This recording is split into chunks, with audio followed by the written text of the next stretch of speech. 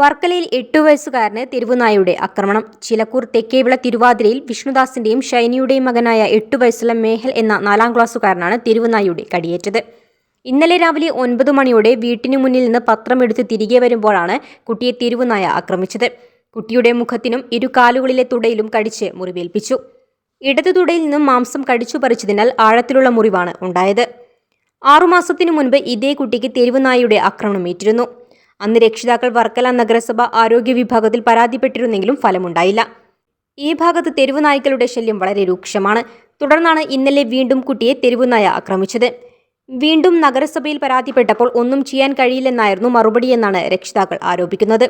ഇന്നലെ 9 മണിയായപ്പോഴത്തേന് അവൻ പത്രം എടുത്തുകൊണ്ട് തിരിച്ചിങ്ങനെ വരുന്ന വഴിക്ക് നമ്മുടെ തൊട്ടപ്പുറത്തെ വീട്ടിലെ എൻ്റെ മുറ്റത്തിട്ടാണ് അവനെ പട്ടി ഇങ്ങനെ കടിച്ചത്. എന്നിട്ട് ആ പട്ടി കൊച്ചിനെ ആ വാഴക്കുഴിയിൽ അവിടെ ഇങ്ങനെ വാഴ ഇങ്ങനെ നിൽക്കൊണ്ട് ആ വാഴക്കുഴിയിൽ ഇട്ട് കടിച്ച് മുഖത്തും പിന്നെ തുടയിലും കാലിൻ്റെ സൈഡിലും എല്ലാം കടിച്ച് മുഖത്ത് നല്ല പരിക്കായി. പിന്നെ അതുപോലെ തന്നെ തുട മൊത്തം കടിച്ച് പറിച്ചെടുത്താണ്.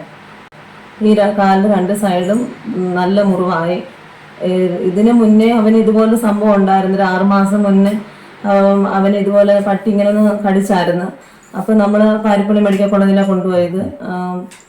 അന്നും ഇതേ കണക്ക് മുനിസിപ്പാലിറ്റി നമ്മൾ പറഞ്ഞിട്ടുണ്ടായിരുന്നു.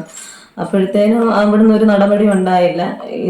ഇപ്പോഴും നമ്മളിങ്ങനെ പറഞ്ഞപ്പോഴത്തേനും അവർക്ക് ഒന്നും ചെയ്യാൻ പറ്റത്തില്ലെന്നാണ് പറയുന്നത്. ഇവിടെ പട്ടിശല്യം കാരണം നമുക്കൊരു നിവർത്തിയില്ലാതെ ഇങ്ങനെ വന്നുകൊണ്ടിരിക്കുകയാണ്. Weekend news Varkala.